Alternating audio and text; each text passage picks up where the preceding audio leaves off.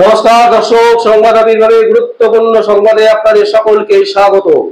দর্শক, আজকে একটা গুরুত্বপূর্ণ সংবাদ আমাদের কাছে এসছে, সেই সংবাদটা আপনাদের সামনে আমরা তুলে ধরতে চাই।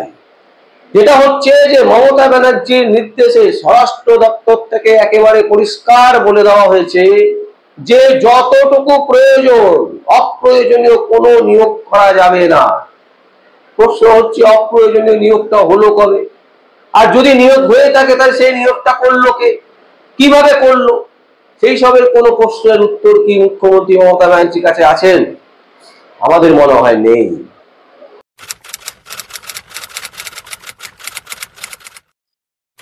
আচ্ছা, এই যে এত শিক্ষক নিয়োগ হলো, যেগুলো সবটাই দেখা যাচ্ছে দুর্নীতি করে, টাকার বিনিময় কোটি কোটি টাকা লুট করা হলো, এই সমস্ত শিক্ষক যারা নিয়োগ হলেন বিভিন্ন শিক্ষা দপ্তরে, তাদের দ্বারা কি হলো?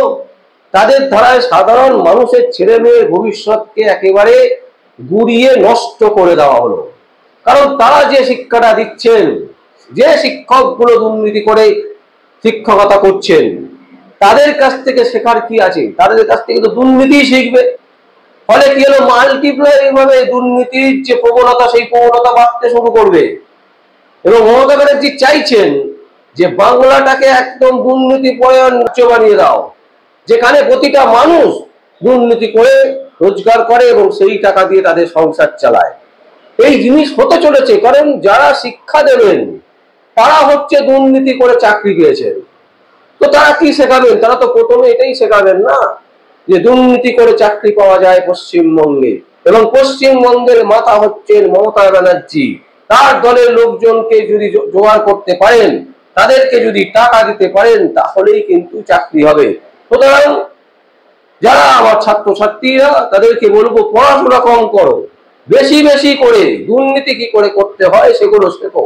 আমরা তোমাদেরকে সেই ট্রেনিং দেব, এবং সেই ট্রেনিং পাওয়ার পর তোমরা অবশ্যই মুখ্যমন্ত্রী দপ্তর থেকে শুরু করে শিক্ষা দপ্তর কোনো জায়গাতেই, যে কোনো জায়গাতে চাকরি পেয়ে যাবে যদি টাকা দিতে পারে। এবং সেই টাকার একটা বড় অংশ টাকা মুখ্যমন্ত্রী টালির চালের বাড়িতে চলে যাবে, আর বাকি টাকা যারা তোমাদেরকে গাইড করবে তারা মিলে ভাগাভাগি করে খাওয়া দাওয়া করবে। এবং কিছু গুন্ডা পুষতে হবে, দুর্নীতিবাজ পুষতে হবে, কিছু লোককে পুষতে হবে যারা বেগার খাটাবেন, নারীদের উপর অত্যাচার করবেন, শাহজাহানদের মতন লোক, অনুব্রতর মতন লোক, এরকম লোককেও পুষতে হবে। সাদ্দামের মতন লোক, এরকম লোকেরা থাকবে যারা সমাজকে শোষণ করবে, নারীদের শোষণ করবে, এবং কি তারা দমিয়ে রাখবে সেখানকার মানুষ যাতে কোনো রকম কথা বলতে না পারেন। তো এই শিক্ষা আমরা তোমাদেরকে স্কুল থেকেই শেখাবো, স্কুলেই শেখাবো। এবং শিক্ষার পরে তোমরা তোমার বাবা মাকে বলবে 20 লাখ, 25 লাখ, 30 লাখ, 50 লাখ টাকা জোগাড় করে রাখতে, তোমরা চাকরি অবশ্যই পাবে, এবং সেই চাকরি তোমাদের সরকারি চাকরি হবে। এই তো হচ্ছে মূল বিষয়বস্তু, এবং সেটা তৈরি করতে পেরেছেন মমতা ব্যানার্জি। আমরা মনে করি মমতা ব্যানার্জি এই জায়গায় জিতেছেন। বামফ্রন্ট আমলে থেকে তিনি যেটা শিখেছেন, সেই শিক্ষাতে শিক্ষিত হয়ে তিনি আজকে যেগুলো প্রয়োগ করছেন বিভিন্ন ভাবে বিভিন্ন জায়গায়, সেখানে দাঁড়িয়ে একটা জিনিস পরিষ্কার যে মমতা ব্যানার্জি বাম আমল থেকে যে শিক্ষায় শিক্ষিত হয়েছে, তিনি একেবারে 80% মার্কস নিয়ে পাস করেছেন। এবং যার ফলে বাংলার মানুষকে কিভাবে নষ্ট করতে হয়, কিভাবে ধ্বংস করতে হয়, বাংলার শিক্ষা ব্যবস্থাকে কিভাবে মানে একেবারে নষ্ট করে দিতে হয়, সেই শিক্ষাটা কিন্তু বাম আমল থেকে খুব ভালোভাবে নিয়েছেন। কেন বলছি দর্শক? বাম আমলে যদি আমরা তাকাই তাহলে দেখবো যে জ্যোতি বসুর মনে হলো যে শিক্ষা 5ম শ্রেণী পর্যন্ত ইংরেজি রাখতে হবে না, ইংরেজি রাখার কোনো প্রয়োজন নেই, শুধু বাংলাতেই পড়াশোনা হবে। 5ম পর্যন্ত কি করা হলো? ইংরেজি তুলে দেওয়া হলো।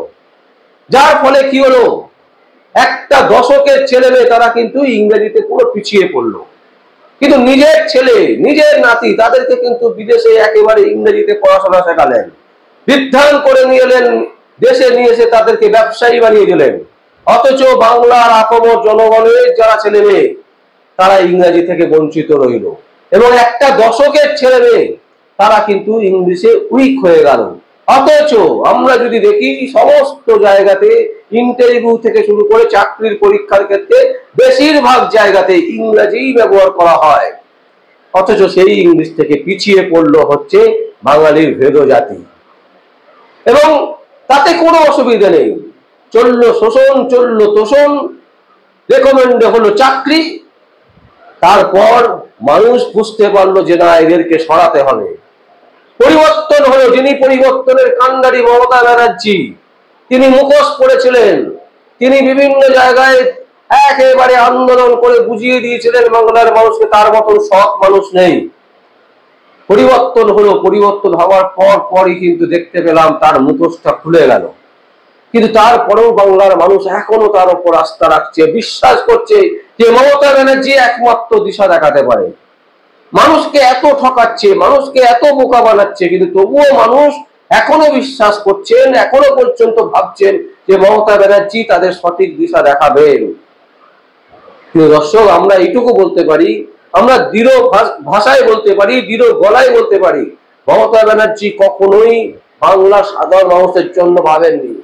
তিনি শুধু ভেবেছেন নিজের জন্য, নিজের কি করে ক্যারিশমা তৈরি করতে হয়, নিজেকে কি করে হাইলাইটেড রাখতে হয়, নিজের প্রতিপত্তি সম্পত্তি কি করে বাড়াতে হয়, নিজেকে কিভাবে সাধারণ মানুষের চোখে মহান করে দেখাতে হয়, এই জিনিসগুলো কিন্তু তিনি বরাবর ভেবে এসেছেন। এবং যে কারণে বারবার তিনি মিথ্যে কথা বলেন। প্রথম থেকে যদি তিনি যবে থেকে রাজনীতি শুরু করেছেন তখন থেকে যদি আমরা তার ক্যারিয়ারে দেখি, তিনি প্রথমে লিখতেন ডক্টরেট, পরে দেখা গেল যে ইউনিভার্সিটি তিনি বলেছিলেন সেই ইউনিভার্সিটিটাই নেই পৃথিবীতে। তার মানে কি? সেটা ভুয়ো। তার মানে তিনি চেষ্টা করেছিলেন তার নামের পাশে ডক্টরেট লিখলে একটা ভালো মাত্রা দেখায়, সমাজে একটা সোসাইটিতে একটা তার একটা নাম হবে যে ডক্টরেট মমতা ব্যানার্জি, সততার প্রতীক।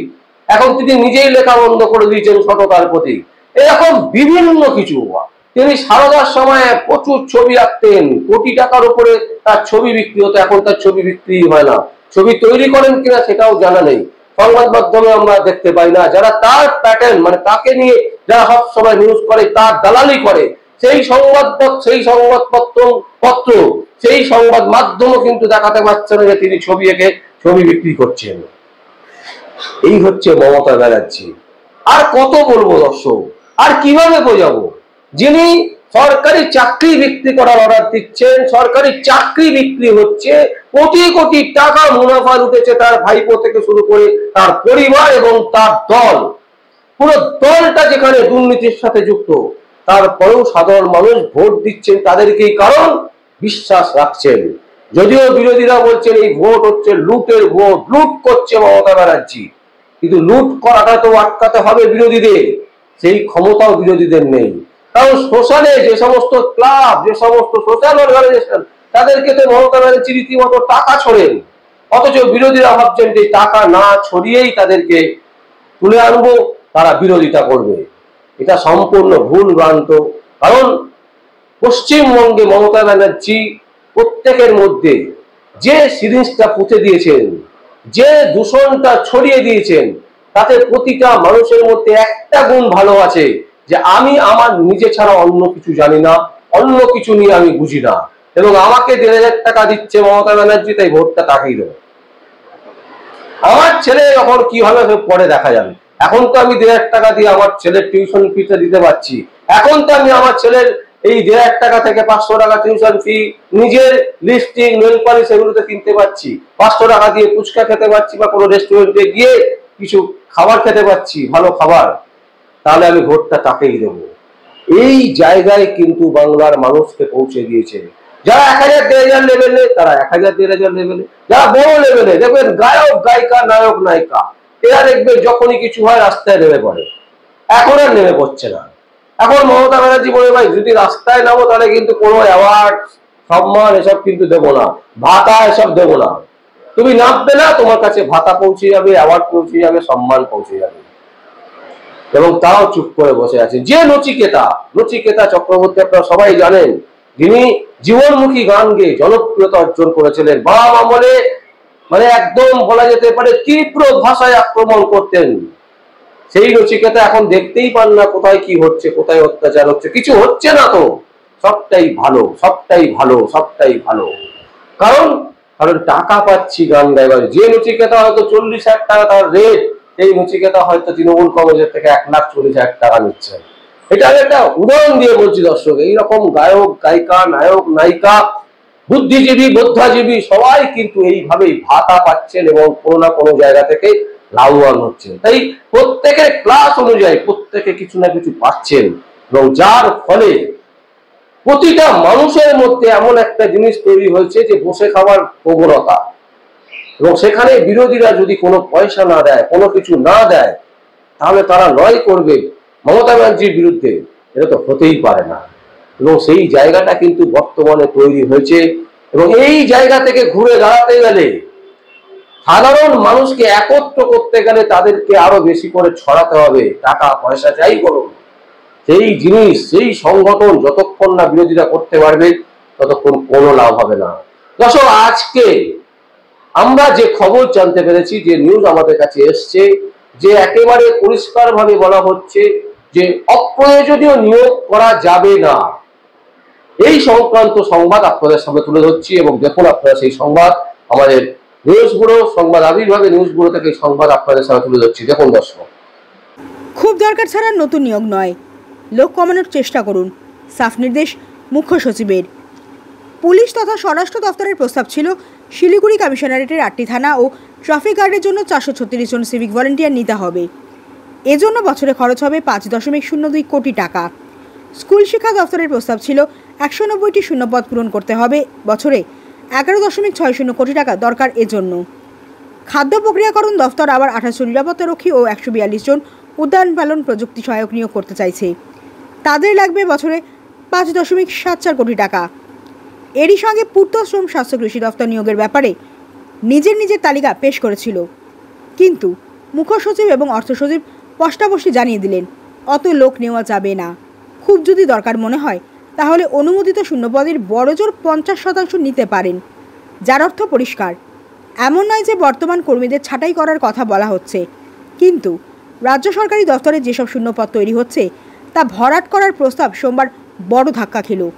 পরিষ্কার হয়ে গেল নবান্ন এবার সরকারি কর্মচারীদের বহর কমাচ্ছে। প্রয়োজনের অতিরিক্ত যে পদ তৈরি হয়ে রয়েছে তার কাটছাঁটে হাত দিয়েছেন মুখ্যমন্ত্রী মমতা বন্দ্যোপাধ্যায়। এর কারণ একটাই, তা হলো রাজ্যের তীব্র অর্থ সংকট। সোমবার এ ব্যাপারে নবান্নে বৈঠক ডেকেছিলেন মুখ্য সচিব ভগবতী প্রসাদ গোপালিকা। সরকারের মুখ্য কিছু দফতরের সচিবকে সেখানে ডাকা হয়েছিল। ওই বৈঠকেই মুখ্য সচিব জানিয়ে দেন, বুঝে সুঝে লোক নিতে হবে। শূন্যপদ তৈরি হলেই ঝাঁপিয়ে পড়ে তা পূরণ করা যাবে না। কত লোক না হলেই নয়, তা নিয়ে 10 বার ভাবতে হবে। মুখ্য সচিব এও জানিয়েছেন, রাজ্যের বেশ কয়েকটি উন্নয়ন পর্ষদ বন্ধ করে দেওয়া হচ্ছে। সেখানে যে কর্মীরা রয়েছেন দরকার হলে তাদের জন্য দফতরে ট্রান্সফার করা হোক। নবান্নের এই কঠোর পদক্ষেপের রূপরেখা তৈরি করে দিয়েছেন মুখ্যমন্ত্রী মমতা বন্দ্যোপাধ্যায়। কদিন আগে শীর্ষ আমলাদের নিয়ে এক বৈঠকে মমতা বলেন, বহু সরকারি দফতরে কর্মীদের কোনো কাজ নেই, আসে যায় মাইনে পায়, তাদের জন্য আলো জলে পাখা করে, কিন্তু প্রোডাক্টিভ কিছু পায় না সরকার। বড় কথা হলো এইসব দফতরের কর্মীদের অনেকেই কখন আসেন কখন বেরিয়ে যান তারও হিসেব নেই, অর্থাৎ খামোখা টাকা বেরিয়ে যাচ্ছে। মুখ্যমন্ত্রীর মনোভাব বুঝে সোমবার বৈঠক ডেকেছিলেন গোপালিকা। এ ব্যাপারে একটা সরকারি কমিটি রয়েছে যার নাম state level committee on rationalisation and optimal utilisation of human resources. ওই বৈঠকে অর্থ সচিব মনোজ পন্ত আবার জানিয়েছেন, কোনো সরকারি দফতরে নয়া নির্মাণের জন্য এখন যেন কেউ প্রস্তাব না পাঠায়, কারণ কোনো নতুন নির্মাণের প্রস্তাবে অনুমোদন দেওয়া হবে না। এ ব্যাপারে সরকারকে কটাক্ষ করতে ছাড়েননি বিরোধীরা। বিজেপির অগ্নিমিত্রা পাল বলেন, সরকারের উচিত ছিল চুরি আটকানো, তা আটকাতে পারছে না। এখন নিয়োগ বন্ধ রেখে রাজ্যের নতুন প্রজন্মের সুযোগ ও সম্ভাবনার পথ বন্ধ করছে, এও এক অনাচার। দর্শক দেখলেন আপনারা, আর আমাদের কিছু বলার নেই। এবার আপনারা বলবেন, আপনাদের যা কমেন্ট করার ইচ্ছে হবে আপনারা অবশ্যই কমেন্ট করবেন। আর দেখতে থাকুন পরবর্তী সংবাদ আবির্ভাবে। আমার নাম বিশ্বজিৎ পাল, সংবাদ আবির্ভাবের জন্য।